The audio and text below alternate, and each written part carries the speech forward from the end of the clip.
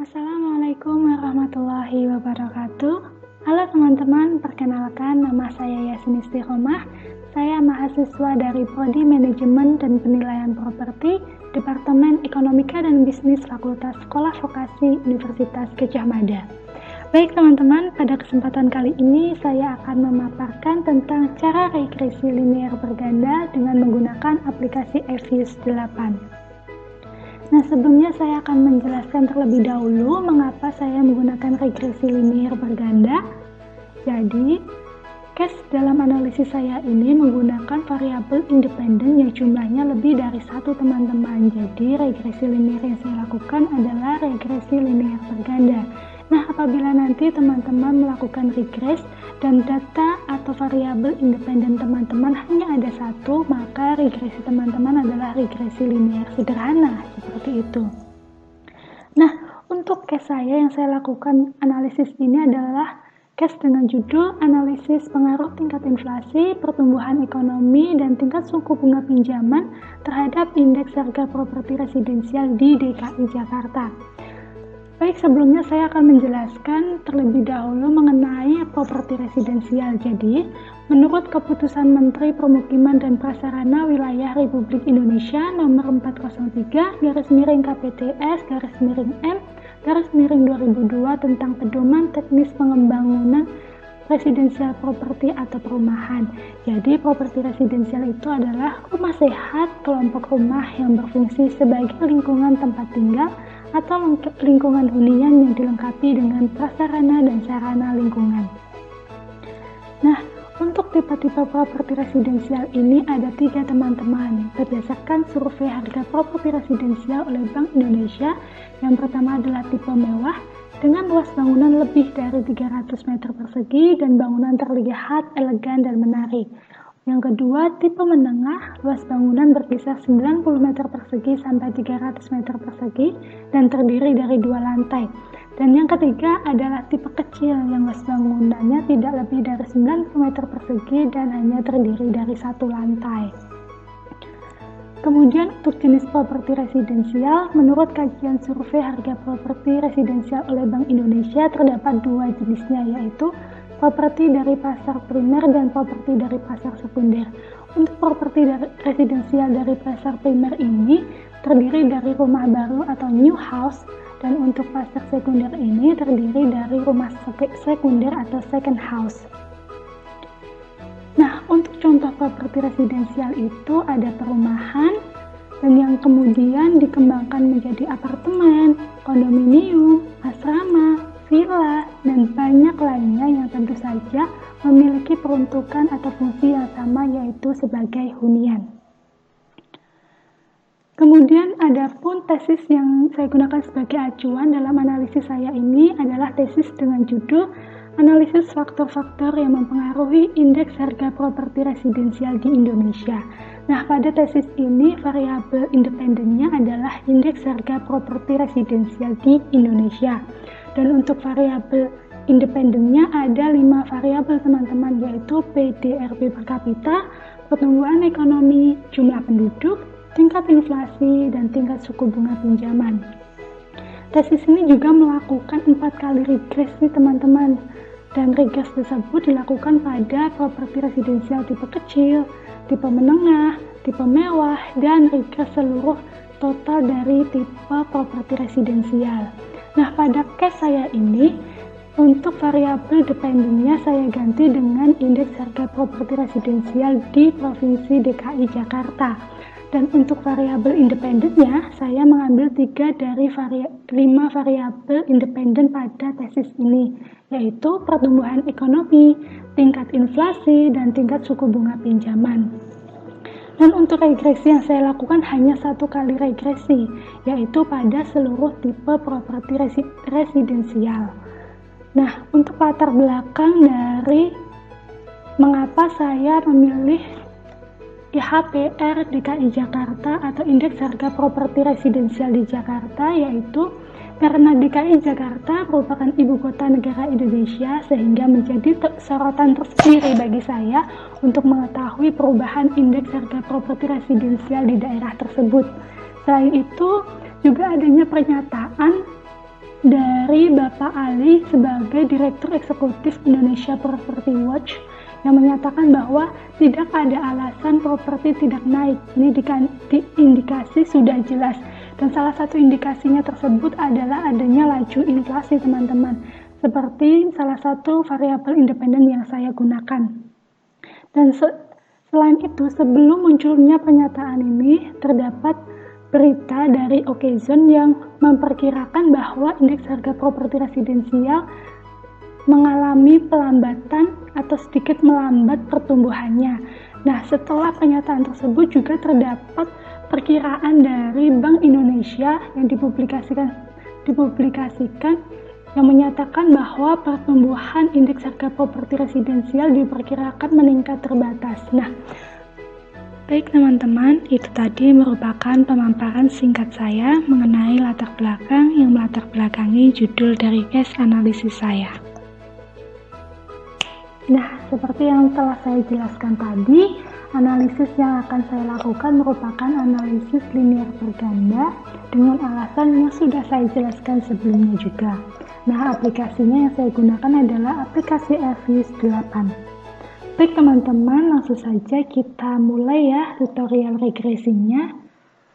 Nah, untuk tahap pertama, kita buka terlebih dahulu data yang akan kita regres. Kemudian kita buka aplikasinya, yaitu aplikasi Airview. Nah, setelah muncul jendela seperti ini, kita klik File, kemudian kita pilih New dan Work File. Setelah muncul Work File Grid seperti ini, kita rubah frekuensinya.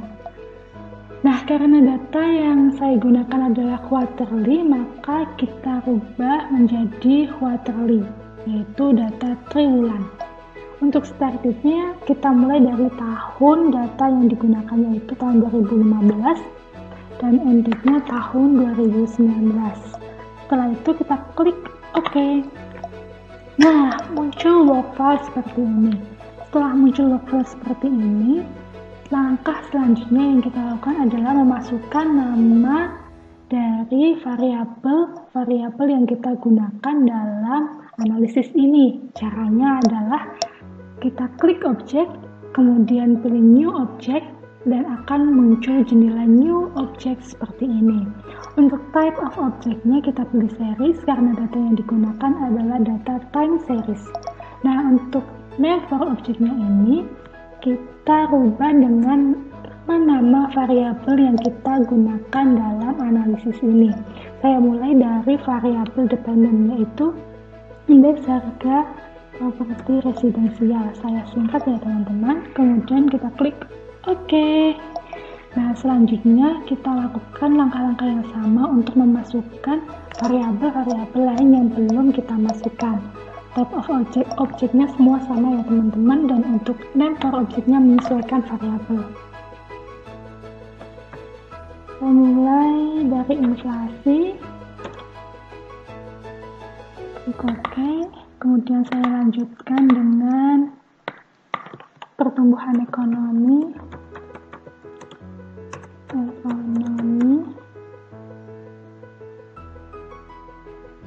Jangan ada spasi ya teman-teman, karena ini nggak bisa dispasi. Kita kasih garis bawah atau underscore, kemudian klik OK. Yang terakhir, saya akan masukkan suku bunga.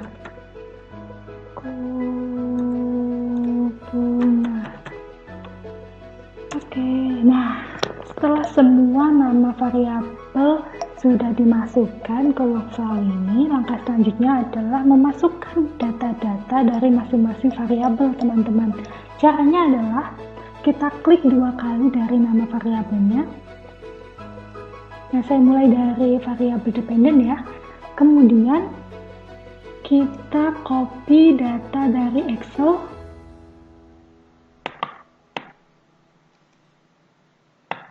Ctrl C.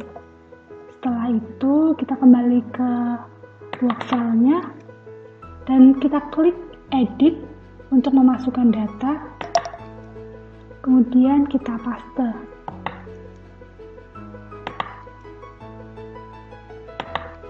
Nah, seperti ini teman-teman. Ternyata data ini tidak bisa kita copy keseluruhan ke dalam workflow ini.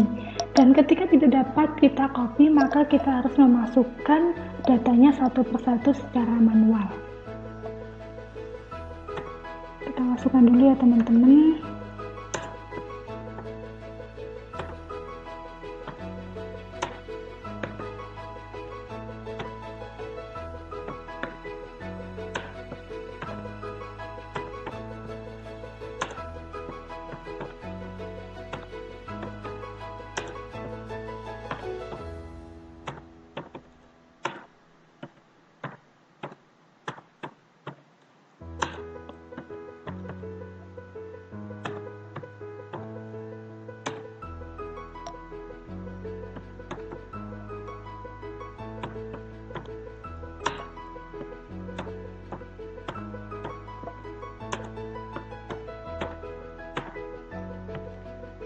Masukkan pelan-pelan ya teman-teman, pastikan data-data yang kita masukkan itu benar, jangan sampai ada yang terlewat,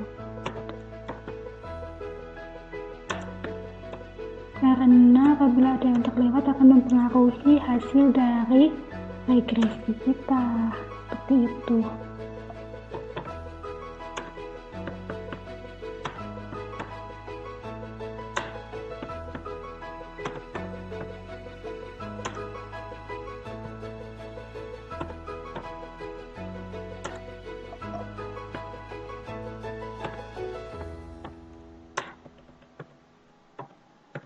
Nah, setelah semua data dimasukkan, kita menonaktifkan edit. Setelah itu kita close. Dan kita lanjutkan ke variabel-variabel lain dengan cara yang sama ya teman-teman. Kita tetap kita coba untuk copy paste, dan apabila tidak bisa, maka kita harus memasukkan secara manual.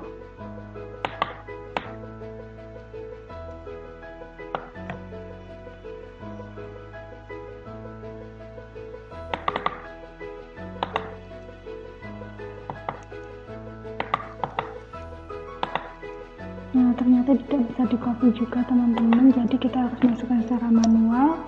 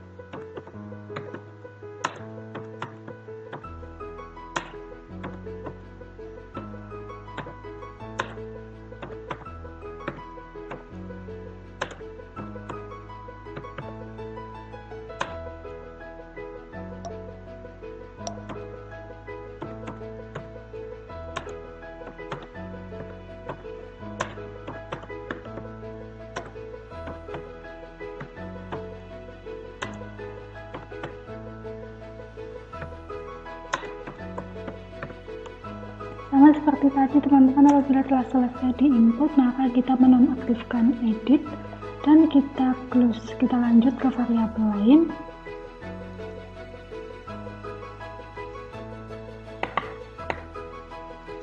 Masih sama, saya akan mencoba untuk mengcopy.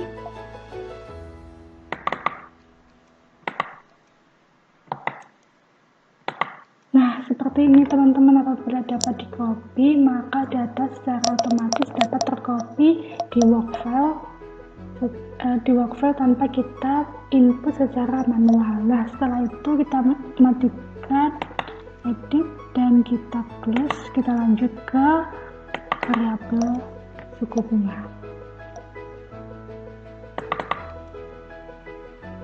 Belum saya ketahui teman-teman kenapa ada beberapa data yang tidak dapat di copy dan kenapa terdapat beberapa data yang dapat di copy. Nah, seperti ini. Kemudian kita menonaktifkan edit, kita close. Baik teman-teman, setelah semua variabel-variabel telah kita input data-datanya, selanjutnya kita lanjutkan dengan regresi. Dan untuk cara regress, langkah yang pertama adalah kita klik salah satu variabel, yaitu variabel dependent terlebih dahulu. Kemudian kita lanjutkan dengan menandai variabel-variabel lain secara berurutan. Setelah semua variabel ditandai, kemudian pada mouse kita klik kanan, kita pilih open dan ask equation. Setelah itu kita klik OK. Dan ini adalah hasil dari regresi yang pertama. Nah, seperti yang kita ketahui teman-teman, dari hasil regresi ini ternyata R-square-nya itu hanya 0,053 sekian atau sebesar 5% saja. Jadi variabel independennya ini hanya menjelaskan sebanyak 5% terhadap variabel dependent, dan untuk sisanya itu dijelaskan oleh variabel-variabel lainnya di luar dari ketiga variabel ini. Saya akan mencoba untuk melakukan log terhadap variabel dependent karena hasil dari asumsi ini atau hasil pengaruh dari R-square-nya ini ternyata masih kecil. Saya akan mencoba melakukan log dan akan melihat apakah akan ada perubahan atau tidak. Kalau misal tidak ada perubahan, berarti memang variabel-variabel ini hanya menjelaskan sekian persen saja terhadap variabel dependent. Untuk cara lognya itu adalah kita klik genre terlebih dahulu, kemudian pada kolom enter equation ini kita ketik log dan nama dari variabel yang akan kita log, yaitu IHPR, sama dengan log kurung buka nama variabel HPR. Selanjutnya kita klik OK. Nah, ini adalah hasil dari log yang akan kita lakukan regress ulang. Cara regressnya sama seperti tadi, tanpa kita menandai variabel dependent sebelumnya, yaitu sebelum di log.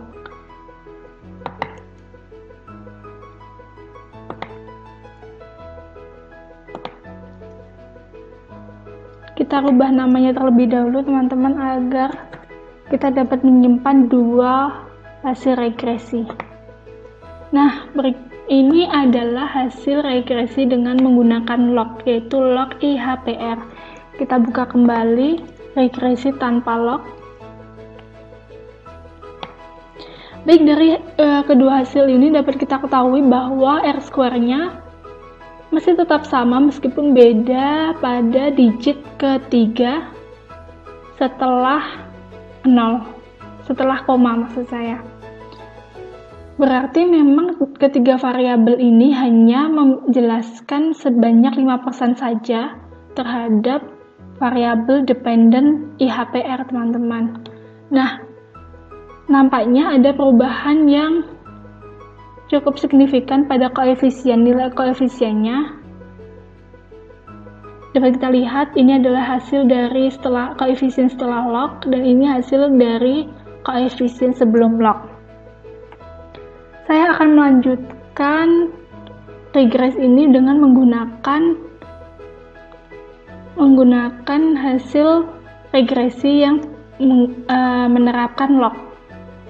Saya minimize yang tidak ada lognya, tanpa log. Oke teman-teman, dari hasil regresi dengan log ini dapat kita ketahui persamaan analisisnya, yaitu Y sama dengan 5,57464 ditambah dengan 0,030680 sebagai koefisien dari variabel inflasi ditambah dengan 0,006086 sebagai koefisien dari variabel pertumbuhan ekonomi dan ditambah dengan min 0,010616 dari koefisien suku bunga. Nah, dari persamaan ini dapat kita ketahui bahwa setiap perubahan dari tingkat inflasi sebanyak 1% akan mengakibatkan kenaikan dari indeks harga properti sebanyak 0,03060. Dan setiap ada perubahan pada pertumbuhan ekonomi sebesar 1% akan mempengaruhi pertambahan atau kenaikan IHPR sebanyak 0,006086. Dan setiap perubahan sebanyak 1% pada tingkat suku bunga maka akan mengakibatkan penurunan terhadap IHPR sebanyak 0,010616. Baik teman-teman, kita lanjut pada analisis uji dari R-square. Dan pada hasil uji R-square ini dapat kita ketahui angka R-square-nya ini hanya 0,055574 atau 5,56%. Artinya adalah variabel independen hanya menjelaskan sebanyak 5,6% terhadap variabel dependen dan sisanya dijelaskan oleh variabel-variabel lainnya. Kita lanjut pada uji T parsial, yaitu kita lihat dari nilai probabilitasnya. Nah, pada nilai probabilitasnya ini dapat kita ketahui satu persatu. Inflasi sebanyak 0,87 sekian persen, yang nilainya lebih dari 0,05% sehingga tidak menerima atau menolak H1 dan menerima H0. Untuk pertumbuhan ekonominya nilainya sama, lebih dari 0,05%, yaitu 0,7683%. Yang sama, artinya sama, yaitu menolak H1 dan menerima H0. Kemudian untuk suku bunganya angka yang sama, yaitu 0,4200, yang lebih dari 0,05, yang artinya menolak H1 dan menerima H0. Saya lanjutkan pada uji simultan.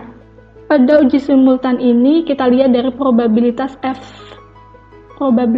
statistik. Nah, di sini angka probabilitasnya itu adalah 0,815143. Yang nilainya lebih dari 0,05 teman-teman, maka artinya secara serentak tidak mempengaruhi variabel dependen. Jadi variabel independennya ini tidak secara serentak dapat mempengaruhi variabel dependennya. Baik teman-teman, kita lanjutkan pada uji normalitas. Caranya dengan klik view, kemudian residual diagnostik, dan kita pilih histogram normality test. Dan berikut adalah hasil dari uji normalitas teman-teman. Dari hasil uji normalitas ini kita dapat melihat dari nilai Jar-Gobera atau probability-nya. Nah, nilai dari Jar-Gobera atau probability-nya ini lebih dari 0,05%, yaitu 0,29 sekian, yang artinya nilainya lebih dari 0,05, maka data-datanya ini dapat terdistribusi dengan normal. Oke teman-teman, kita akan lanjutkan uji heteroskedastisitas. Nah, untuk uji heteroskedastisitas ini caranya adalah kita klik view, kemudian kita pilih residual diagnostik, dan kita klik heteroskedasticity test. Untuk tes tipenya kita pilih Glatzer dan kita klik OK. Dan ini adalah hasil dari uji heteroskedastisitas.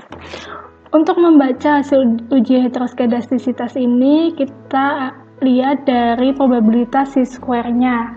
Nah, dari hasil probabilitas square-nya ini ternyata lebih dari 0,05. Maka artinya model regresi ini bersifat homoskedastisitas atau tidak ada masalah asumsi non-heteroskedastisitas. Informasi untuk teman-teman semua, apabila data yang teman-teman gunakan untuk regres ini adalah data time series, maka uji heteroskedastisitas ini tidak wajib untuk dilakukan atau hanya bersifat opsional saja. Oke, kita lanjut pada uji autokorelasi. Caranya adalah kita klik view, kemudian kita pilih residual diagnostic, kemudian kita pilih serial correlation LM test. Untuk lux to include pada jendela lux specification kita biarkan 2, kemudian kita klik OK. Dan ini adalah hasil dari uji autokorelasi. Sama seperti uji heteroskedastisitas tadi, teman-teman, kita membacanya dari probabilitas square-nya. Nah, ternyata di sini hasil dari uji probabilitas square-nya adalah 0,0014 yang kurang dari 0,05. Maka artinya terjadi gejala autokorelasi, teman-teman. Nah, untuk selanjutnya kita akan melakukan uji multikolonialitas, tapi ada informasi lagi nih. Apabila teman-teman melakukan analisis regresi dengan menggunakan data cross-section, maka teman-teman tidak wajib untuk melakukan uji autokorelasi ini, atau uji autokorelasi ini hanya bersifat opsional saja ya. Oke, kita lanjut pada multikolonialitas. Caranya kita klik view, kemudian kita pilih koefisien diagnostik, dan kemudian kita pilih variance inflation factors. Nah, ini adalah hasil dari uji multikolonialitas ya teman-teman. Dari hasil ini kita membacanya dari hasil nilai centered VIF. Nah, dari ketiga hasil centered VIF ini dapat kita ketahui nilainya kurang dari 10 ya, maka artinya tidak terjadi multikolonialitas. Oke teman-teman, sampai di sini penjelasan atau pemaparan saya mengenai analisis regresi linear berganda dengan menggunakan aplikasi eFuse. Terima kasih atas perhatiannya. Mohon maaf apabila ada kesalahan. Sampai jumpa dan wassalamualaikum warahmatullahi wabarakatuh.